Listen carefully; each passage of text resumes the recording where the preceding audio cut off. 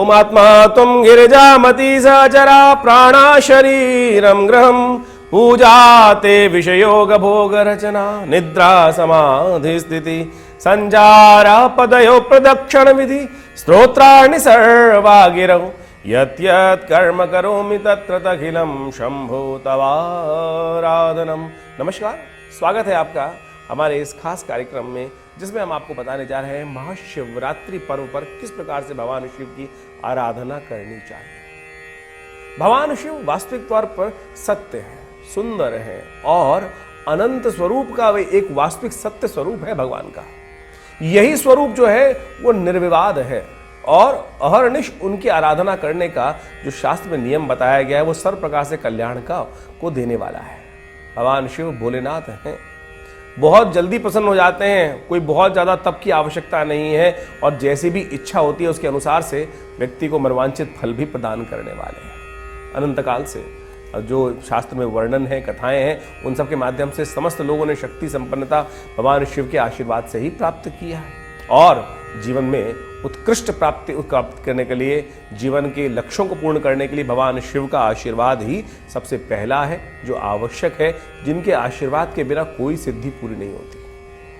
ऐसा ही पर्व भारतीय संस्कृति में कहा जाता है इसको महाशिवरात्रि। हमारी सनातन पद्धति के अंदर 3 महारात्रियां सबसे प्रसिद्ध हैं, दीपावली महारात्रि, होलिका महारात्रि और शिव महारात्रि। और फागुन के महीने में 2 महारात्रियां एक साथ आती हैं, होलिका महारात्रि और शिव महारात्रि, जो समस्त प्रकार के मनोरथों को सिद्ध करने वाली है। और इस फागुन में जो फागुन में जो कृष्ण पक्ष की चतुर्दशी के दिन जो तिथि पड़ती है, उस दिन महाशिवरात्रि का सुंदर पर्व शास्त्र के अनुसार से शिवरात्रि के रूप में मनाया जाता है। और ये शिवरात्रि का पर्व समस्त मनोरथों को सिद्ध करने वाला है। अनेक प्रकार की जो इच्छाएं जिस प्रकार की भी हों, उन सबको भगवान शिव की कृपा से अद्भुत रूप से पूर्ण कर सकते हैं। और इस बार तो अद्भुत योग भी अद्भुत बन रहा है। जो 8 मार्च को जो योग बन रहा है उसको समझें कि उस दिन उदया तिथि जो है वो त्रयोदशी है और शाम को भी करीब करीब प्रदोष काल में भी त्रयोदशी होने के कारण से प्रदोष का योग भी बना और करीब करीब रात्रि में 10 बजे के आसपास जिस प्रकार से योग बन रहा है, चतुर्दशी का आगमन हो गया। रात्रि में चतुर्दशी का आगमन होने के कारण से महाशिवरात्रि का पर्व बन गया है। तो प्रदोष का समय सुंदर तरीके से प्रदोष युक्त जो चतुर्दशी का योग बन रहा है, ये सबसे श्रेष्ठ है भगवान शिव को प्रसन्न करने के लिए। कहा जाता है कि भगवान शंकर पार्वती जी के साथ समस्त संसार का भ्रमण करते हैं और जो उनकी आराधना करते हैं उनको समस्त प्रकार से उनकी मनोकामना सिद्धि के अनुसार से उनको आशीर्वाद भी मिलता है। और हमारी भारतीय संस्कृति में तो इतने सुंदर तरीके से भगवान शिव का कृपा प्राप्त करने के रहस्य उद्घाटित किए गए हैं जिनको आप समझ सकते हैं। एक कथा आपके समक्ष उपस्थित करते हैं, लकड़हारे की कथा है, जिसके बारे में कहा जाता है कि शिवरात्रि के दिन कैसे उसके जीवन में चमत्कार हुआ। अनायास ही तुलसी मेरे राम को रीझ भजो या खींच, या तो इच्छा से करोगे तो बहुत कुछ प्राप्त होने के योग बन जाएंगे, लेकिन अनमने मन से भी यदि कार्य करने का प्रयास करोगे तो शिव तो भोलेनाथ है, वो अद्भुत रूप से प्रसन्नता के साथ आपकी मनोकामना सिद्धि ना चाहते हुए पूर्ण करने का आशीर्वाद प्रदान कर देते हैं। जो लकड़हारे की कथा है वो इसी बात को उद्धृत करती है। लकड़हारा एक दिन जंगल में काटने गया लकड़ी और कहा जाता है कि रात में कहीं दिग्भ्रमित हो गया और रास्ता मिला नहीं, तो अब कहाँ करे, जंगल में शेर ब्याध इत्यादि समस्त लोग थे, भालू इत्यादि, उनसे बचने के लिए एक पेड़ पे चढ़ गया। और वो पेड़ जो था वो देवयोग से बिल्वपत्र का पेड़ था। बिल्वपत्र का पेड़ जो था उस पे कांटे भी होते हैं। अब जब वो रात्रि के समय उस पर चढ़ गया, कांटे चुमे तो वो हिले भी, इधर उधर हिले तो पत्ते जो झड़े तो वो भगवान शिव, देवयोग से वो नीचे भगवान शिव का शिवलिंग भी विराजमान था। उसके हिलने के कारण से जो पत्ते टूटते थे और वो भगवान शिव पर स्वतः पड़ जाते थे। अब आप प्रश्न है, संसारिक लोग हैं, कह सकते हैं कि महाराज बिल्वपत्र के पत्ते तो टूट नहीं सकते हैं, लेकिन फागुन का महीना चल रहा है, फागुन में पतझड़ होता है और पतझड़ में पत्ते जो होते हैं बहुत हल्के हो जाते हैं, हल्के से हवा के झोंके से भी टूट जाते हैं। तो जैसे जैसे वो गिरते गए, सुबह सुबह जब कहा जाता है कि रात्रि भर उसी प्रकार से भगवान का अभिषेक जो है वो बिल्वपत्र के पत्तों से उसके हिलने के कारण से देवयोग से होता रहा। सुबह भगवान शिव स्वयं उपस्थित हुए, उसकी साधना से प्रसन्न होकर उसको आशीर्वाद प्रदान किया और बिना जो इच्छा के साथ करे हुए कर्म के का भी फल भगवान शंकर इस सिद्ध रात्रि में दे देते। तो जो श्रद्धा के साथ, विश्वास के साथ भगवान का पूजन करेंगे तो उनकी तो मनोकामना सिद्धि के लिए कौन से रास्ते प्राप्त होंगे, वो आप सुंदर बन जाते हैं। एक बड़ा विचित्र प्रश्न उठता है कि शिवलिंग, ये भगवान शंकर का शिवलिंग आपके समक्ष विराजमान है, और इस संबंध में आज लोगों ने बहुत सारी भ्रांति पाल रखी है। तथाकथित तौर पर बहुत सारे लोगों के मन में इस प्रकार की भ्रांति जो उत्पन्न है, उसका कारण भी हमारे समाज के ही कुछ लोग हैं, जिन्होंने आज हमारी संस्कृति की बात समझे कि हम भारत में पैदा हुए हैं, हिंदू हैं, सनातनी हैं, और उसके बाद हमें शब्द विज्ञान का ज्ञान ही नहीं है। शिवलिंग शब्द आते ही हमको पता नहीं क्या मान लेते हैं, उसको मूत्रेंद्रिय के रूप में हम उसको समझने का प्रयास कर लेते हैं। लिंग का अर्थ जो होता है वो चिन्ह है। पुल्लिंग, स्त्रीलिंग, नपुंसकलिंग बचपन में अगर आपने पढ़ा हो तो वो एक चिन्ह है, प्रतीकात्मक है। ये चिन्ह है भगवान का कि एकेश्वरवाद का प्रतीक है। इसको अगर हम अपने मति भ्रम के कारण से कुछ और समझने की बात कर रहे हैं तो समझ लीजिए कि ये आपका वास्तविक तौर पे संसार के दृष्टिकोण से बहुत सारे अपवाद उपस्थित हो सकते हैं। बहुत सारे लोगों ने किस किस प्रकार से इस भाव को उपस्थित करने का प्रयास किया, अनेक कथाएं बना दी गई हैं। इस समाज को, हमारे समाज को जिस प्रकार से कलंकित करने का, जो लांछन लगाने का जो बड़ा गंदा कार्य कर रहे हैं उनको, और उसके अनुरूप आप भी उसको ज्ञान को लेने का प्रयास करते हैं। तो आज सबसे पहले तो इस बात को समझें, शिव लिंग वास्तविक तौर पे है वो एकेश्वरवाद का प्रतीक है कि ईश्वर एक है। चिन्हात्मक तौर पर, प्रतीकात्मक तौर पर हम उसकी शक्ति को ध्यान करते हुए पूजन करने के लिए सुंदर रूप से उनकी आराधना करते हैं। शिवराज विजय कल्प में इसके ऊपर एक कथा भी विराजमान है कि शिवलिंग की आराधना कब से शुरू हुई। ऐसा नहीं कि अनादिकाल से तो हुई, लेकिन हर चीज का एक आरंभ काल बताया गया है। आरंभ काल के अनुसार से वहां कहा जाता है कि भगवान शिव की जो आराधना शिवलिंग के रूप में आरंभ हुई है, वो विशेष तौर पर अष्टमी के दिन से भगवान शिव का जो आराधना का शिवलिंग का माना जाता है। कहा जाता है कि शास्त्र के अनुसार से जो अद्भुत कथा शास्त्र में वर्णित मिलती है वो विशेष तौर पर इस प्रकार की है कि एक बार भगवान विष्णु और भगवान ब्रह्मा के बीच में एक प्रतिस्पर्धा हो गई। कहा जाता है कि भगवान ब्रह्मा एक बार उनकी इच्छा मन में जागी कि संसार का भ्रमण करके आया जाए और जो संसार की रचना हमने करी है उस संसार की रचना को देखा जाए कि वो संसार किस प्रकार का है। कहा जाता है कि भगवान ब्रह्मा सब जगह संसार का भ्रमण करने पहुंचे, जहां जहां गए, जिस लोक में गए वहां सब ब्रह्मा आए हैं, साक्षात इस संसार के रचयिता है, इस सृष्टि के रचयिता है, परम पिता है। उनकी आराधना इसी रूप में होगी, परम पिता के रूप में। और जैसे उनकी आराधना होती गई, उनका सम्मान होता गया। कहा जाता है अहंकार का जो बीज है वो बड़ा होते होते वटवृक्ष के रूप में उन्हीं के मनोमस्तिष्क में, विचारों में आच्छादित उनके अहंकार ने कर लिया उनको। कहा जाता है जब आगे पहुंचते गए तो वहां पर जब सबसे भगवान विष्णु के लोक में जब पहुंचे तो कहा जाता है कि भगवान विष्णु उस वक्त शेष शैया पर विश्राम कर रहे थे, और भगवान विष्णु शेष शैया पर थे तो ब्रह्मा जी ने कहा कि उनको अहंकार का बीज इतना बड़ा हो चुका था वटवृक्ष के रूप में कि उनको लगा कि जहां भी जाएंगे सब सम्मान होगा, खड़े होकर उनका स्वागत करेंगे। भगवान विष्णु शेष शैया पर विश्राम करते हुए वहां ब्रह्मा जी ने बोले, हे विष्णु पुत्र, उठे नहीं तुम? तुम्हारे पिता यहां पर उपस्थित है और तुम सो रहे हो। भगवान विष्णु की निद्रा से जागे, योग निद्रा से बाहर आए, बोले मेरे पिता? हे ब्रह्मदेव, आप मेरे नाभि कमल से उत्पन्न हुए हैं तो आप मेरे पिता नहीं, आप मेरे पुत्र हुए। अब इस बात में विवाद उत्पन्न हो गया। ब्रह्मा जी अहंकार में ग्रसित थे और उनको ज्ञान नहीं रहा कि किस प्रकार की कहां विवाद करना है, कैसे करना है। और वो जब अहंकार आच्छादित हो जाता है तो मनोमस्तिष्क काम करना छोड़ देता है। जो अहंकार दिखा रहा होता है उसके अनुरूप ही ज्ञान भी समाप्त हो जाता है और उसी के अनुसार से हमको दृष्टि उस प्रकार की बदल जाती है। कहा जाता है ब्रह्मा जी ने समस्त लोगों को बुलाया, ऋषिजन को बुलाया, वेदों को बुलाया, सप्त ऋषियों को बुलाया, कहा कि बताएं कि भगवान विष्णु बड़े या भगवान ब्रह्मा। इस बात पे विवाद उत्पन्न हुआ। ना तो सप्तऋषि कुछ बोले, ना वेद कुछ बोले। जब विवाद बढ़ता चला गया तो कहा जाता है कि दोनों ने कहा कि अब युद्ध हो, जो बड़ा होगा, जो जीतेगा वही बड़ा माना जाएगा, जो युद्ध में कहा जाता है। ये शिवराज विजय कल्प के अंदर इस पूरी कथा का वर्णन शास्त्र के अनुसार से मिलता है।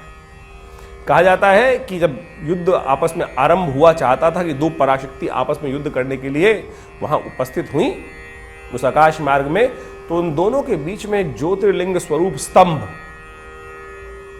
वो विशेष तौर पे आच्छादित हो चला गया। आकाश और पाताल में दोनों एक ज्योतिर्लिंग स्वरूप में दोनों के मुख से एक साथ निकला कि ये क्या। कहा जाता है कि आकाशवाणी हुई उस वक्त कि आप दोनों में से को पता है क्या है ये, ज्ञान का युद्ध होना चाहिए। कहा जाता है कि उस जो भविष्यवाणी ने कहा कि यदि आप दोनों बताएं इसका ऊपर और नीचे पता लगा के आ जाए तो जो पता लगा के आ पाएगा वो बड़ा माना जाएगा। भगवान विष्णु वराह रूप में उस पृथ्वी के अंदर चले गए और वहां पे उसके था को पता लगाने के लिए लगातार श्रम करते रहे और भगवान ब्रह्मा जो है बगुला बनकर ऊपर आकाश में उड़ते चले गए और उड़ते उड़ते उड़ते उड़ते जब कुछ था नहीं मिली तो कहा जाता है ऊपर से एक केतकी का पुष्प नीचे की तरफ आ रहा था। उस केतकी के पुष्प को ब्रह्मा जी ने अपनी चोंच में दबा लिया उस बगले के रूप में और उसको ले लगाने के बाद ब्रह्मा जी नीचे वहां चल पड़े और गवाही के रूप में कि मैं इसके ऊपर से हूं कि था जो आकाश का जो ऊपर वाला छोर है पता लगाया। भगवान विष्णु नीचे से थक कर हार कर ऊपर पृथ्वी पर आकर बैठ चुके थे।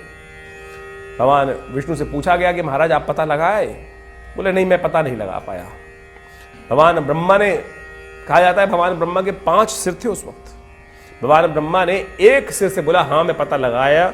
ये उसका जैसे ही उन्होंने मिथ्या भाषण किया, कहा जाता है वो जो चिन्ह था, ज्योतिस्तंभ था, वो फटा और उसमें से भगवान शंकर त्रिशूल लेकर निकले और ब्रह्मा जी का वो सिर, 5वां सिर जो था जिससे उन्होंने मिथ्या भाषण किया था कि मिथ्या भाषण के अपराध के कारण से ब्रह्म, कहा जाता है परमपिता होकर मिथ्या भाषण करते हैं, वो सिर का छेदन कर दिया गया। उस दिन से भगवान ब्रह्मा के चतुर्मुखी ब्रह्मा हो गए, पंचमुखी से चतुर्मुखी ब्रह्मा के रूप में संसार में विख्यात हुए और कहा गया कि भगवान विष्णु बड़े हैं। और उस दिन से कहा जाता है कि इसी दोष के कारण से, अपराध के कारण से भगवान ब्रह्मा की पूजा आज सनातन पद्धति में जिस प्रकार से केवल 1-2 मंदिर ही शेष रह गए हैं, लेकिन उनको स्थान उस प्रकार से उनको स्थान से हटा दिया गया। ब्रह्मा है, पृथ्वी के रचयिता है, संसार के रचयिता है, इस सृष्टि के रचयिता माने जाते हैं, लेकिन देवों के अंदर भगवान विष्णु को उनसे बड़ा स्थान प्राप्त हुआ उसके बाद से।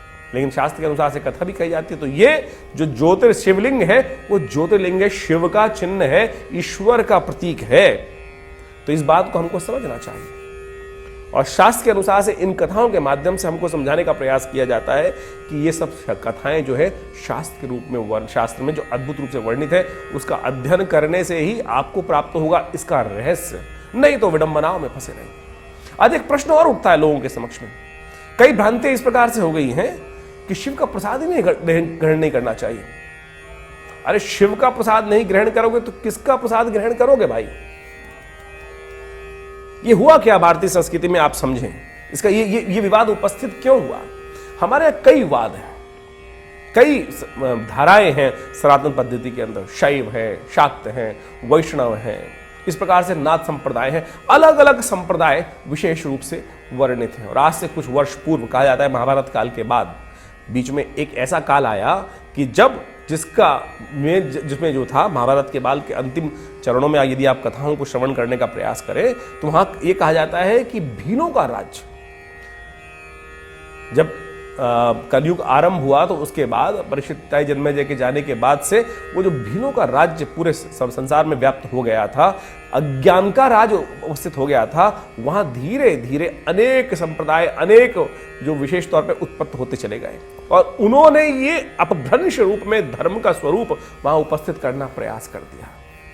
कुछ वैष्णव उपासक हो गए, कुछ अनेक प्रकार से उपासक हो गए और कुछ मतांधों ने इस प्रकार से कर दिया कि वैष्णवों को शिव का प्रसाद नहीं, शिव का प्रसाद, इसी प्रकार से जो ज्ञान धीरे धीरे धीरे धीरे उस प्रकार से परिपाटी के रूप में आपस में 2 संप्रदायों में, विभिन्न संप्रदायों में इस संस्कृति को विभाजित करने का लगातार प्रयास चलता रहा और वहां कई जगह वर्णित कर दिया गया इस प्रकार से कि शिव का। लेकिन यदि शास्त्र को पढ़े, तुलसी बाबा के आने के बाद से अनेक अनेक बुद्धिजीवियों ने सुंदर प्रकार से इन भ्रांतियों को, शंकराचार्य जी महाराज ने इन सब भ्रांतियों को दूर करने का प्रयास किया है, इन सबको एक लाने का प्रयास किया।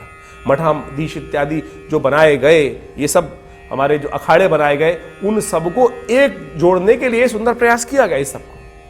तो लेकिन उन कथाओं का जो समाज में आज भी इस प्रकार से प्रचलन किस प्रकार से बना दिया गया, धर्म के अंदर जो विशिष्ट तौर पे धर्म के अंदर मतांध होकर कुछ लोगों ने इस प्रकार से स्वरूप कर दिया।